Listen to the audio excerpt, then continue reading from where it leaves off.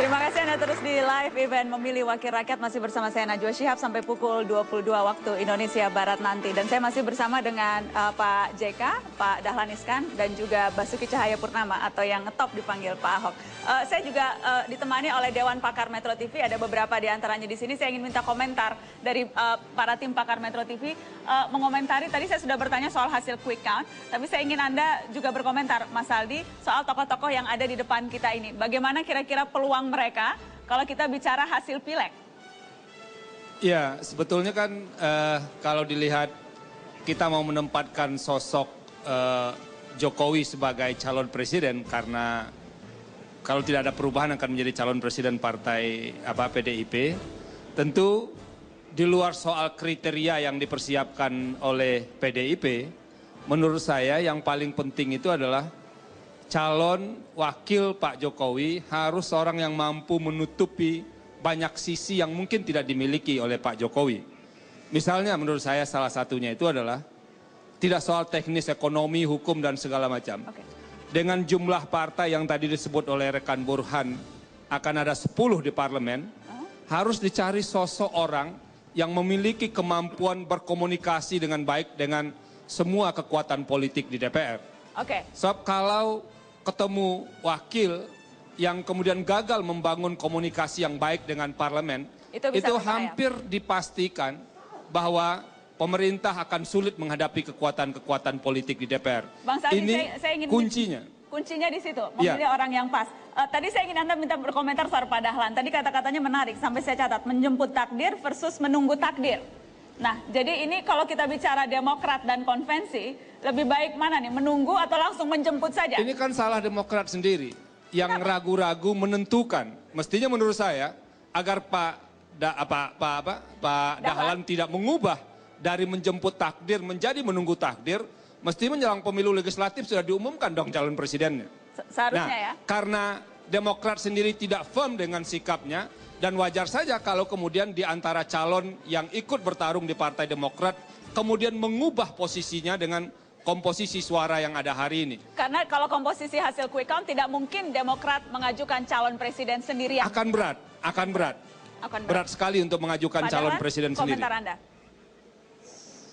Saya tadi itu bilang bahwa kalau dulu ikut konvensi itu menjemput takdir, sekarang harus menunggu takdir. Itu maksudnya saya kan tidak punya wewenang apa-apa untuk menentukan koalisi di antara partai-partai ini.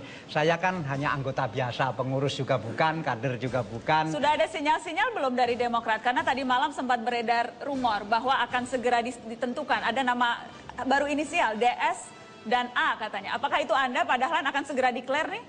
Enggak tahu, DS kan bukan saya. Bukan. Saya kan DI. Maaf Pak, DI, Dahlan Iskan. Saya tidak pandai membaca sinyal-sinyal begitu. Tidak pandai? Ya. Dan sama sekali belum ada informasi apapun soal bagaimana nasib Demokrat sekarang? Dan konvensinya? Ya, sekali lagi karena kan saya hanya anggota biasa di situ, itu pun baru 2 minggu, sehingga saya tidak pernah berharap akan mendapatkan informasi-informasi yang kelas 1 karena status saya yang anggota paling bawah. Anggota paling bawah. Mas Philips.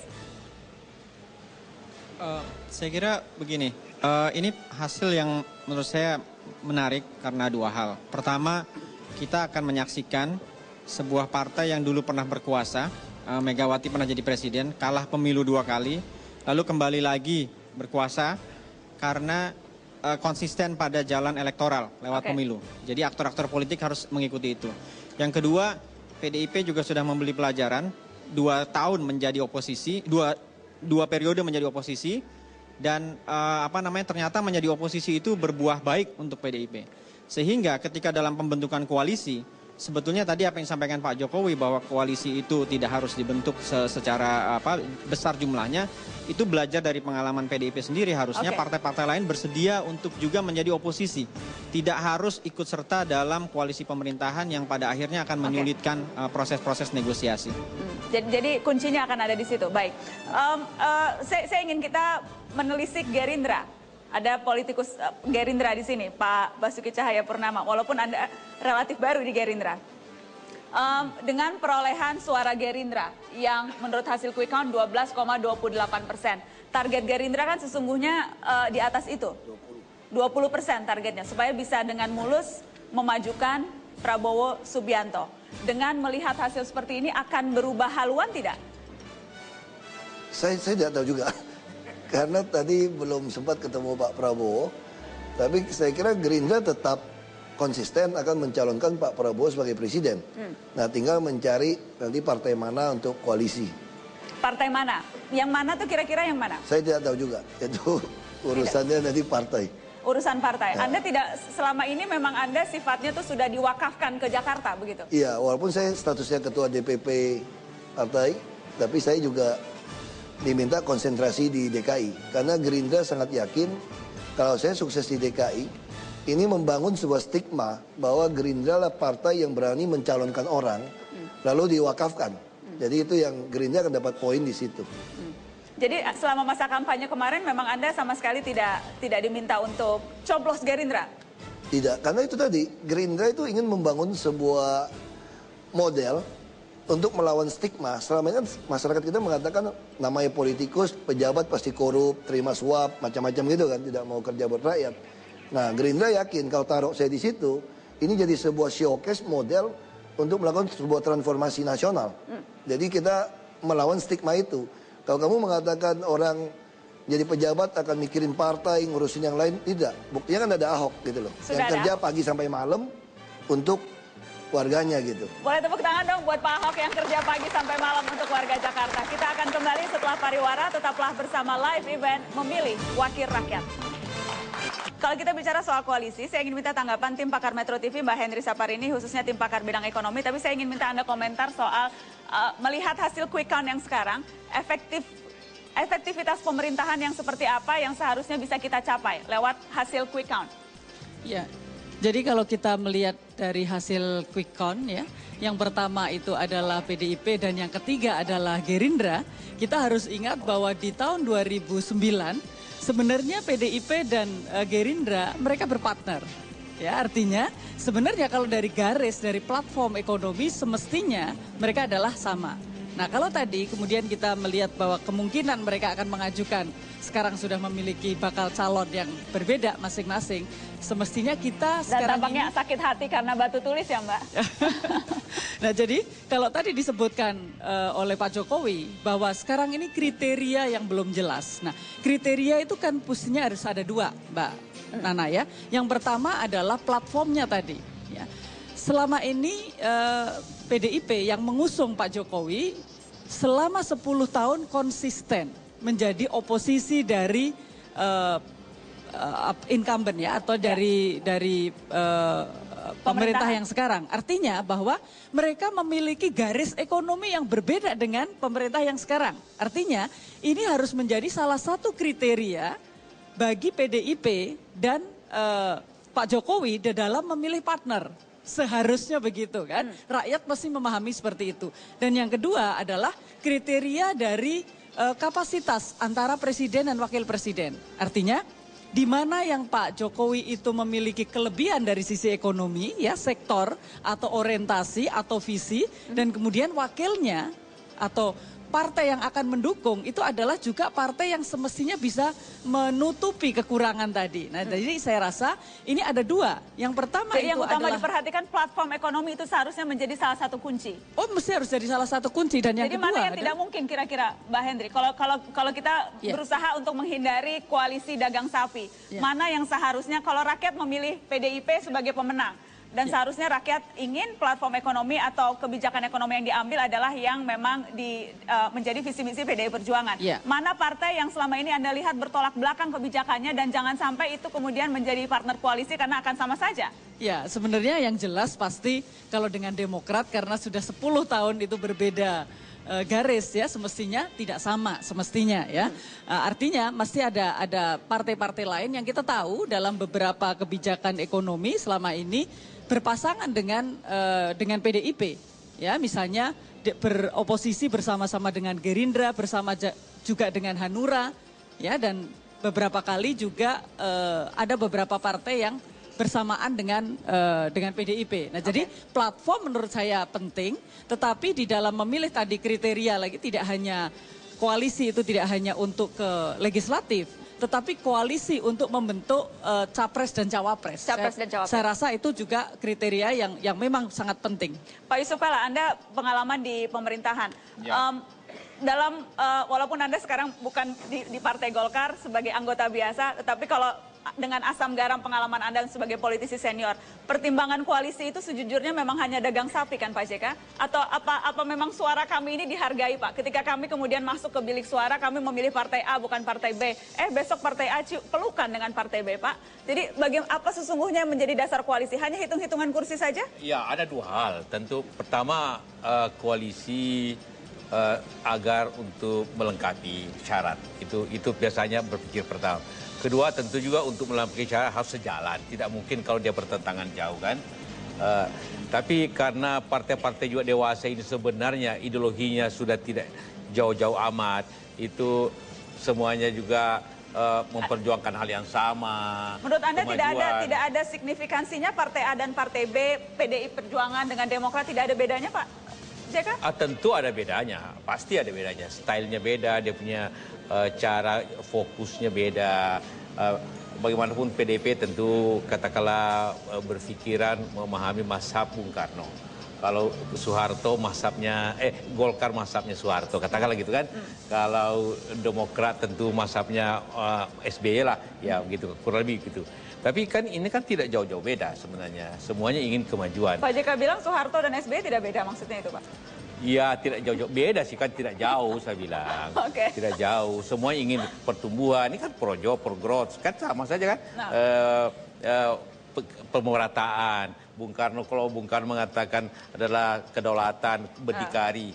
Kan memang ada tekanan-tekanannya. Harus dilihat dari persejarah partai masing-masing itu sebenarnya untuk melihatnya arahnya kemana. Jadi tidak masalah, kalaupun nanti PDIP dengan Demokrat menurut Anda sebagai politisi senior itu tidak masalah? Saya sependapat dengan Bu Henry bahwa ada masalah-masalah psikologis juga. Psikologis. Tidak semudah itu orang yang selama ini satu mengatakan ya, otomatis mengatakan tidak, tiba-tiba ya, itu tidak mudah juga sebenarnya. Dan juga ada hal-hal masing-masing lah. Jadi ada yang bisa dengan mudah, ada tentu tidak. Apalagi selama ini kan di kampanye selalu agak bertentangan, ya tidak mudah lah. Kalau antara Demokrat dengan PDIP mungkin secara realistik susah lah pada dewasa ini. Mungkin susah. Pada masa datang bisa. Yang lebih memungkinkan kalau melihat hasil penghitungan suara sekarang? Iya, seperti saya katakan tadi, kebutuhannya kan pertama untuk memenuhi kriteria umum. Tapi harus sejalan secara ideologis dan pandangan-pandangan. Selain itu saya kira banyak. PDIP dengan Golkar kan dulu juga pernah. Dengan PKB bisa, dengan P3 bisa, Nasdem bisa. Semuanya itu bisa. Semua bisa. Semuanya bisa Pak. Hanya karena sekali lagi ideologi partai itu kan tidak jauh banyak lagi. Tidak jauh berbeda, jadi ukurannya bukan yang itu. Baik, kita akan lanjutkan setelah pariwara, tetap di live event Memilih Wakil Rakyat.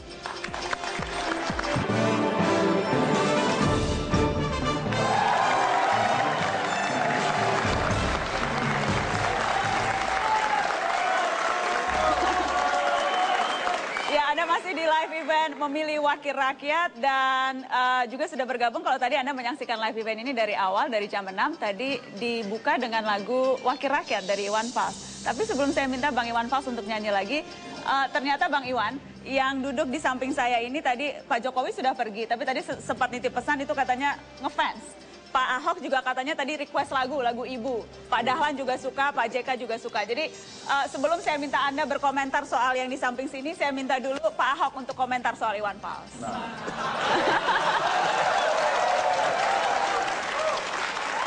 Ya, waktu dulu tentu kita senang ya, karena bento lagu-lagu perlawanan. Tapi sebagai mahasiswa kan ada musisi seperti ini, tentu kita... Oh, jadi ngefans Iwan Fals dari mahasiswa? Iya.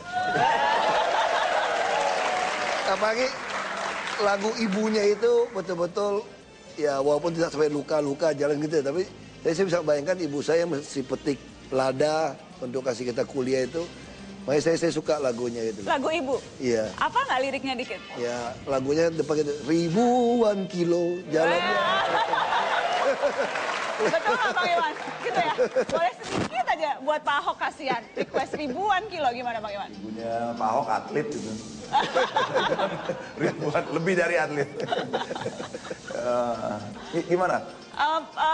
Saya ingin minta Anda tadi kan sudah dikomentari. Oh, komentar tentang Pak Ahok. Tentang Pak Ahok sebagai wakil gubernur Jakarta kan suka marah-marah. Kadang suka ikut ke bawah marah nggak ngeliat Pak Ahok marah-marah? Iya, saya ada YouTube itu kan, suka lihat beliau marah-marah, kadang geter juga hati saya, begitu. Saya salut, saya hormat banget karena orang berani seperti Pak Ahok ini. Jadi Terima kasih. Jakarta harus dipimpin orang berani seperti Pak Ahok ya? Iya. Atau koboi seperti Pak Dahlan? Karena ini Pak Kalau ini... Pak Dahlan saya suka giroh, gairah hidupnya, semangat hidupnya itu loh yang semangat hidup. Ya apa, kegembiraan yang apa kan terpancar dari rasanya gitu. Saya merasa bahwa itu sangat dalam sekali, bahwa itu sampai ke nari-nari, baru dioperasi waktu itu. Jadi gairah hidup yang terpancar dari Dahlan Iskan itu Anda tangkap ya.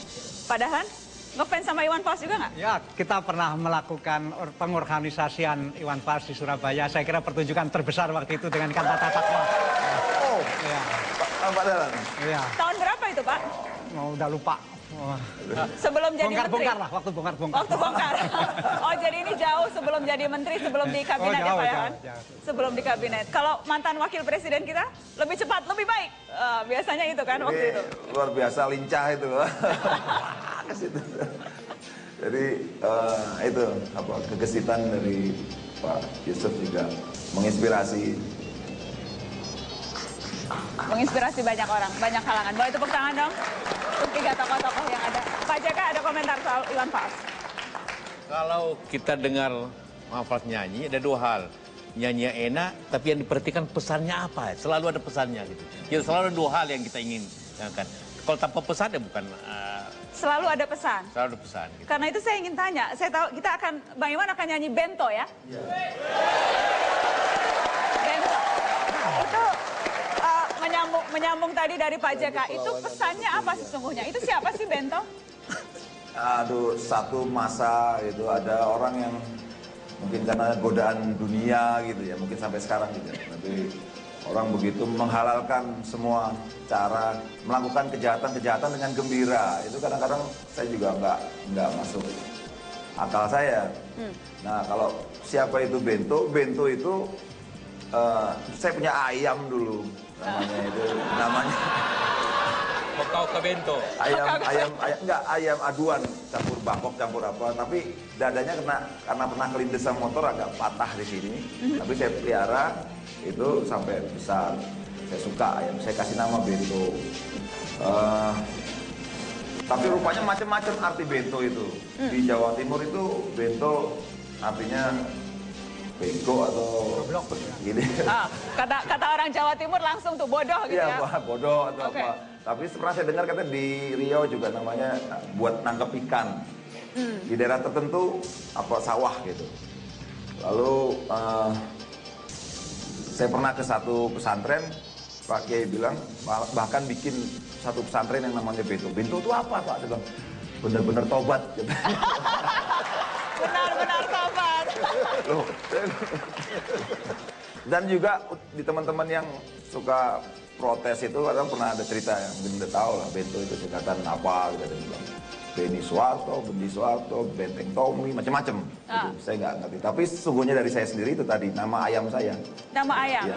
Jadi ternyata nama ayamnya Iwan Fals Bento. Iya dulu zaman-zaman saya tinggal di Condet tahun berapa itu. Sekarang masih ada ayam Bento. Udah meninggal. Bang Iwan, kalau potong. Udah tua itu. Nggak tega saya motongnya juga. Kalau hingar-bingar politik sekarang, di tengah hingar-bingar politik sekarang, Bento itu representasi siapa? Ada orang tertentu yang mengingatkan Anda pada Bento atau kelompok tertentu? Enggak lah, saya enggak mikir sejauh itu, biarkan nanti masyarakat aja yang menafsirkan Bento itu. Biarkan masyarakat yang menafsirkan dan mari kita biarkan kita semua menikmati Bento. Iya, ini kayaknya kedinginan kita ya. Udah. Yo.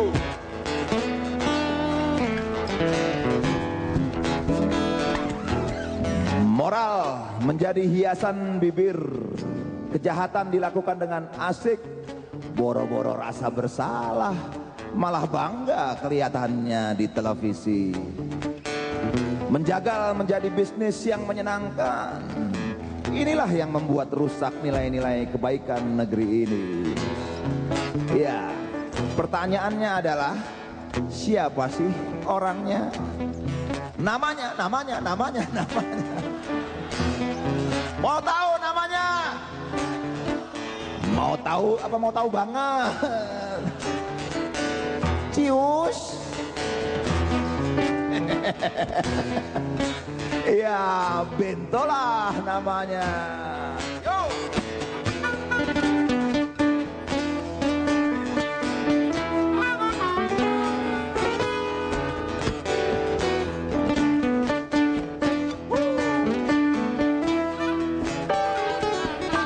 Yo. Namaku Bento, rumah real estate. Mobilku banyak, harta berlimpah. Orang memanggilku bos eksekutif. Toko papan atas segalanya asik.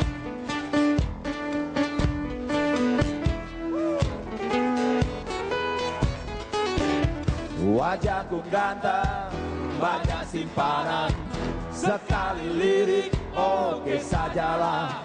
Bisnisku menjaga apa saja, yang penting aku senang, aku menang. Persetan orang susah karena aku yang penting asik. Sekali lagi asik. Yo, gerak yo.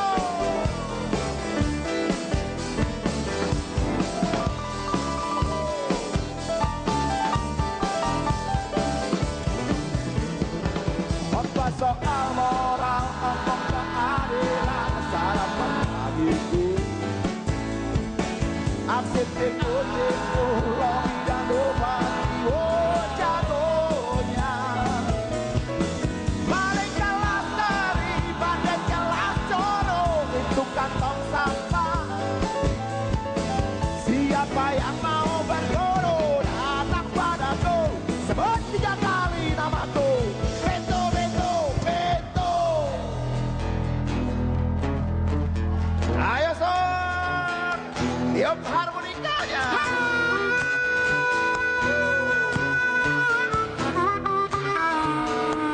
Asik.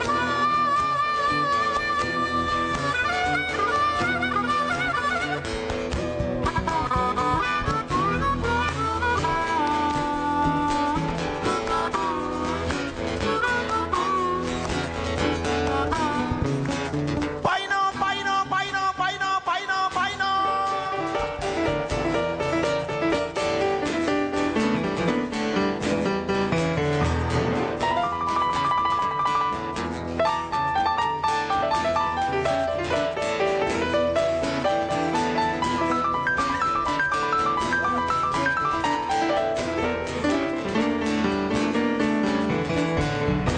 Asik, asik, asik, asik, asik, asik, asik, asik, asik, asik, asik, asik, asik, asik. Namaku Bento, rumah real estate, mobilku banyak, harta berlimpah. Orang memanggilku bos eksekutif.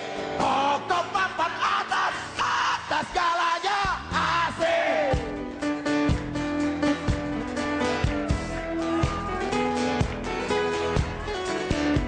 Wajahku ganteng, banyak simpanan. Sekali lirik, oke sajalah.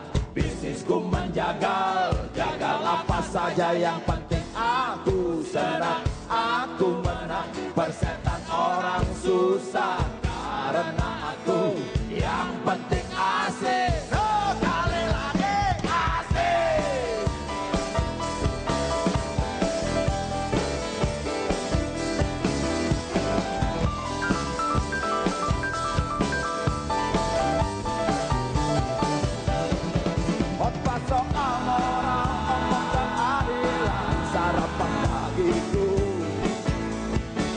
Aksi tipu-tipu, lobi dan ubati, oh jagonya.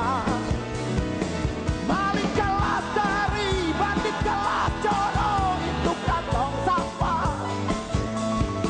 Siapa yang mau berguru datang padaku, sebut 3 kali namaku. Bento, bento, bento. Asik, asik. Bento, bento. Asik, keras lagi. Asik, asik. Asik, asik.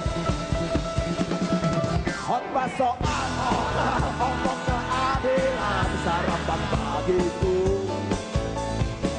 Aksi tipu-tipu, lobi dan obati, oh jagonya.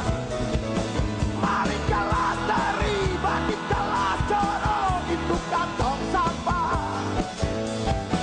Siapa yang mau berguru datang padaku, sebut 3 kali namaku. Bento, bento, bento.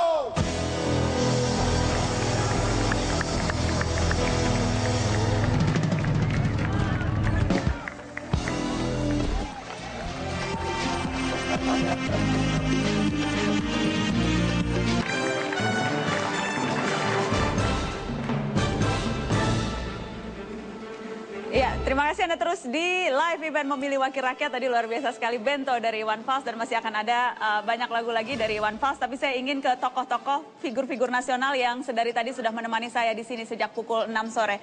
Saya ingin minta harapan ke depan, Pak JK, Pak Dahlan, dan Pak Ahok. Yang jelas satu fase dari pesta demokrasi sudah kita lalui. Pemilu legislatif dalam 3 bulan akan ada presiden baru, siapapun itu presidennya. Tetapi apa yang bisa kita renung-renungkan mulai dari sekarang, apa harapan kita, apa yang bisa menjadi pegangan kita pada hari ini untuk melangkah ke depan, Pak JK? Ya, hari ini kita lihat tadi, ada 2 hal kita lihat ini. Suatu keadaan demokrasi terbuka, rumus umum aja, dimanapun bisa terjadi. Bahwa kalau pemerintah itu berhasil, selalu partai pemerintah naik. Kalau pemerintah dianggap tidak berhasil, maka partai pemerintahnya turun. Dan otomatis kalau ada yang turun, ada yang naik selalu oposisi. Itu terjadi di semua negara, apapun, termasuk kita ini. Itu rumus umum. Artinya pesannya bahwa kalau tetap ingin partai itu baik, maka pemerintahnya harus berhasil. Harus berhasil. Ya. Yang kedua, ini harapannya ialah kekompakan. Ini selesai, kita menuju kepada suatu hal yang lebih kompak, yang lebih serempak, karena negeri ini butuh suatu kekompakan semuanya. Kita selesai ini, kemudian kita bersama-sama lah format yang baru. Selesai pertarungan legislatif, mari kemudian memulai pertarungan lain tapi dengan nuansa kekompakan. Karena mencari yang terbaik. Boleh tepuk tangan Pak Yusuf Kalla, terima kasih Pak Yusuf Kalla. Pak Dahlan? Saya kira saya ingin memanfaatkan waktu ini untuk minta maaf kepada teman-teman Demokrat terutama karena kehadiran saya di situ ternyata tidak mengangkat partai. Dan Anda merasa bersalah Pak Dahlan? Iyalah, mestinya kan saya bisa ikut mengangkat partai. Nggak apa-apa. Dan kalau tidak ada Pak Dahlan mungkin malah justru tidak setinggi itu, Anda tidak berpikir itu? Enggak, saya nggak pernah berpikir begitu. Dan tentu seperti Pak JK setelah selesai pileg ini, kita membangun Indonesia bersama-sama supaya maju karena lawan kita bukan sesama partai tapi lawan kita negara-negara lain yang akan menyaingi Indonesia. Lawan kita bukan sesama partai tapi justru orang luar. Boleh tepuk tangan Dahlan Iskan, terima kasih. Pak Ahok? Ya, saya berharap para anggota DPR atau DPRD yang terpilih harus betul-betul kerja, tidak terima suap. Kenapa? Karena 2025 kita akan masuk sebuah bangsa namanya itu bonus demografi. Nah, kalau 10 tahun ini Anda tidak kerja dengan baik, 10 tahun ini, maka nanti 2025 ketika bonus demografi itu sampai ke Indonesia, kita terima, ini akan menjadi bencana besar untuk bangsa ini. Jadi 10 tahun ini betul-betul Anda harus kerja betul, tidak terima suap, Anda harus adil, dan berani lawan. Karena kalau bonus demografi ini kita gagal, menciptakan orang dengan sumber daya manusia yang baik, maka jangan mimpi 2035 kita jadi bangsa 7 negara yang hebat di dunia ini. Boleh tepuk tangan Basuki Cahayapurnama. Terima kasih banyak Pak Yusuf Kala sudah hadir, Pak Dahlan sudah hadir. Pak Ahok katanya mau masih nunggu nonton Iwan Fals. Akan duduk di situ nunggu Iwan Fals.